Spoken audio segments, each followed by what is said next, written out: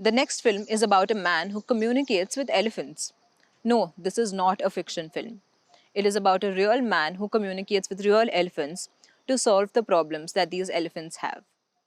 Photojournalist Anand Shinde is also known as the Elephant Whisperer. Without wasting a single moment, let's hear from Anand Shinde himself.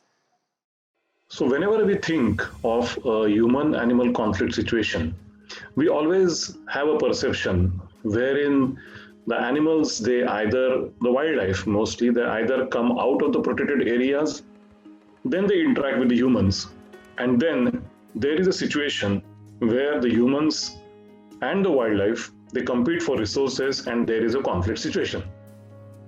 Here we have an expert who is dealing with a human animal conflict situation in a very different approach, a very lateral approach, and a very non conventional approach. The species he is dealing is also a very critical species which creates direct threat to human life just because of its sheer size. Anand Shinde has been dealing with elephants for almost 10 years now. He has been dealing with the human elephant conflict in various parts of India with a very non conventional approach, which is called as animal communication.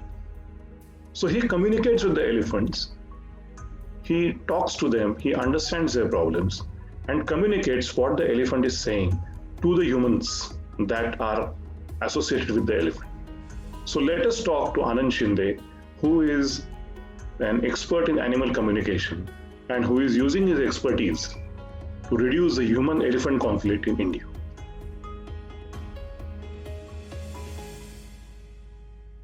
Anand, I would like to know your background in the sense how you started working with elephants. Uh, by profession, I'm a photojournalist. So, and born and brought up in Mumbai. So when I got my transfer to Kerala, I took up the project of clicking the elephants, and that's how I came close to the elephants. So I started a photo project on elephants named Dialogue with Elephants, and in first phase of the photo project, I started understanding the body language of elephant.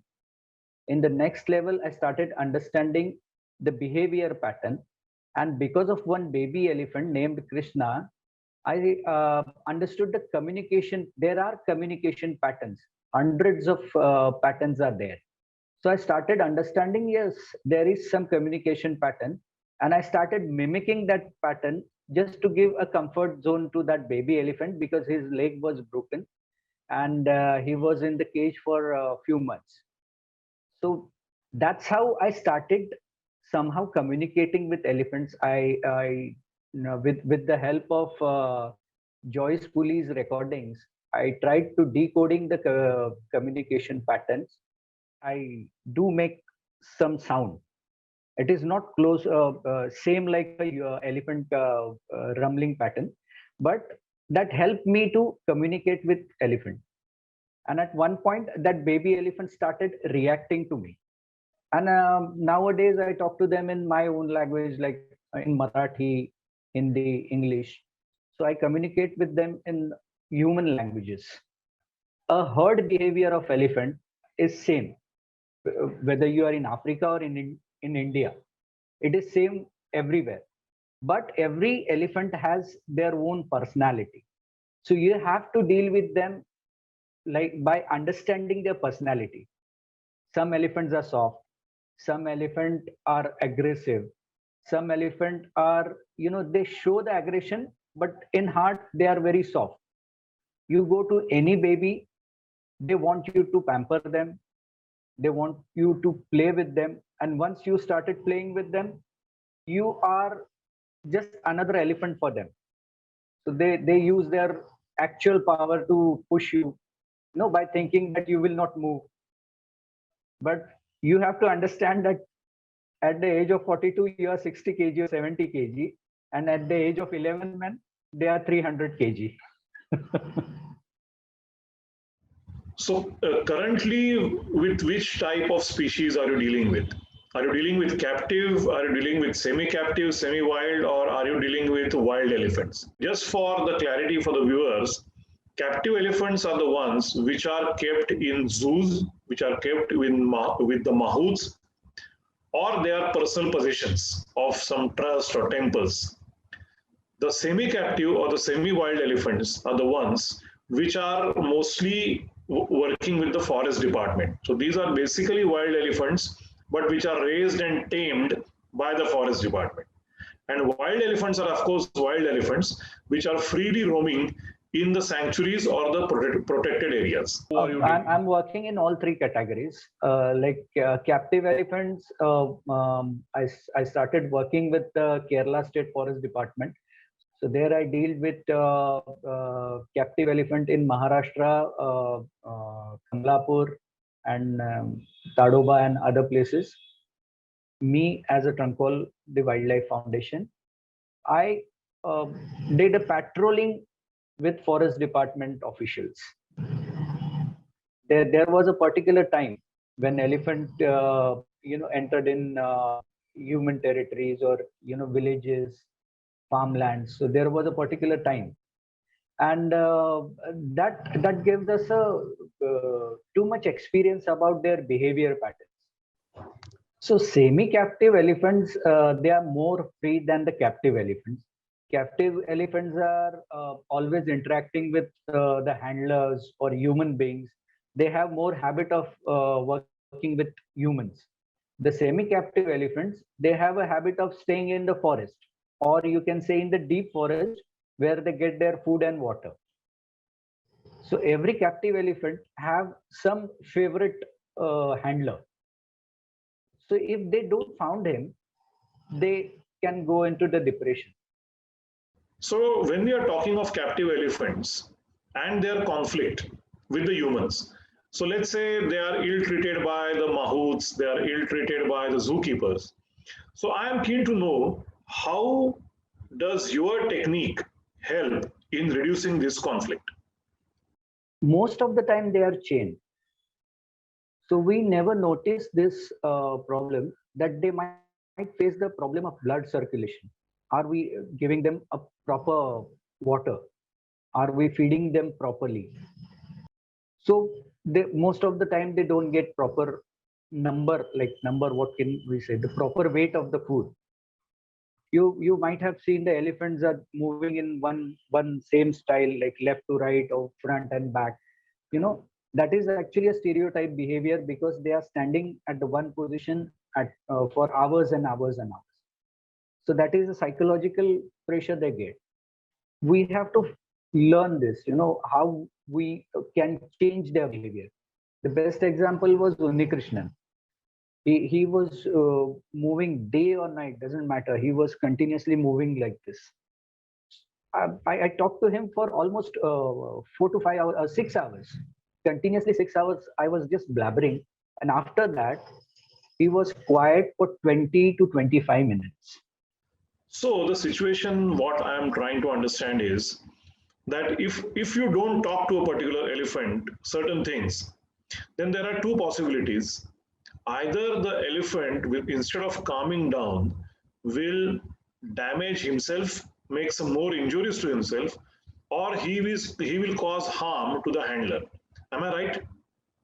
We communicated with Unnikrishnan, and he was cured from that problem.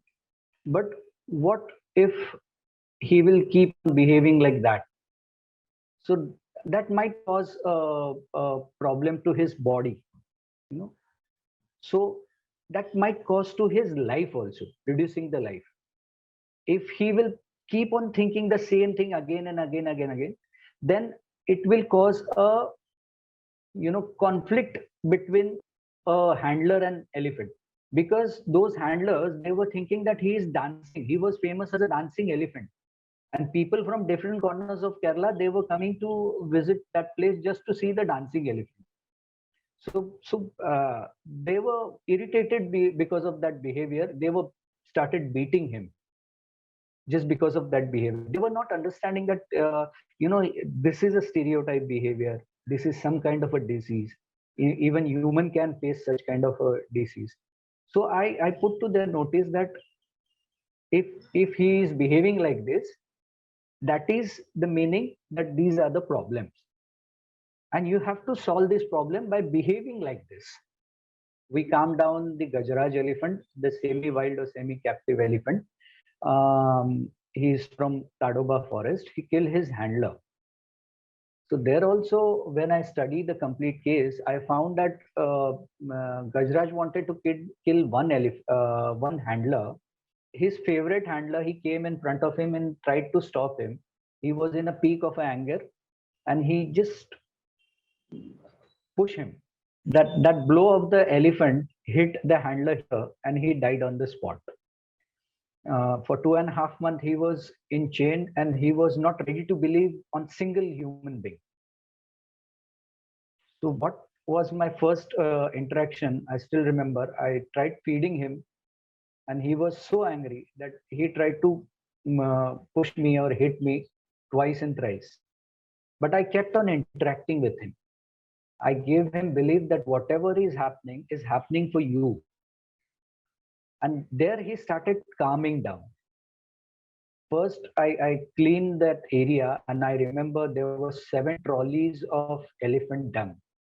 Then he believed that this guy is trying to help me. We were at one point we fed him in his mouth directly. We made some modaks. So there we understood that now he started listening to us, and this is a time that we should release him back to the forest. Right. So now let us take a situation for the wild elephants. That is, they come on the periphery of the reserve and they come in interaction with the humans. So does your communication skills, does your technique work with these real wild elephants? My experience is with 3 elephants. One is like he is alive, Bhima. Second one was Samartha, and I guess third name was Ganesh. We were roaming to search for this Bhima.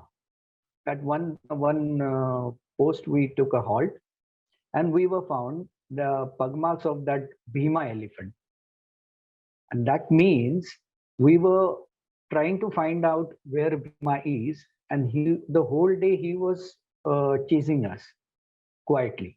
While working with the Kerala State Forest Department, I remember one incident that one elephant he kept on visiting one village. So just for a change with that forest official, I suggested them that why he's coming for food.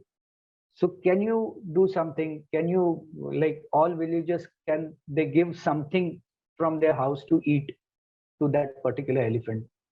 They were okay with that. And at one point, that elephant, he came and stopped at the border of that village, and started asking for the food. And he stopped entering inside the village. So they changed themselves. We need to change ourselves. Is there a possibility that you can have a school where you teach students how to communicate with animals, how to communicate with elephants, and then we have a full fleet of animal communicators who can go in the field and actually talk to the species and try out this method of reducing animal conflict with the humans? You can learn the communication patterns. You can decode it. But what I feel is you need to understand the elephant. What we are trying nowadays, we are trying to control the elephant. Once you will understand the elephant, you will change yourself for elephants. Rumbling patterns or 10 sounds of elephant communication, you can learn that in any university or any classroom. But to understand something, you have to have your own experience. Is there a possibility that these elephants, they pass on this information down the generations, saying that it's always good that we can be in peace with the human beings, we can be in peace with human beings, with communicators like Anand, then we don't have to be always in a conflict situation, we can coexist, And also, can humans also learn to be in coexistence with the elephants? My biggest worry is that elephant has a genetic memory about their route maps, about their earlier experiences. So if we'll keep on behaving badly with those elephants, then what next generation will understand is that because that genetic memory will pass on to the next generation, and what they will understand is humans are a bad animal on the earth. They killed our forefathers for tusk. You will find that now the size of tusk is reduced. Some males they born and to the male elephant we don't find the tusk. And I always say that elephant has the biggest brain and biggest heart in the world. So if you'll sit in the brain, you will get elephant size anger, and if you'll sit in the heart, you will get elephant size love. So choice is with humans what they want.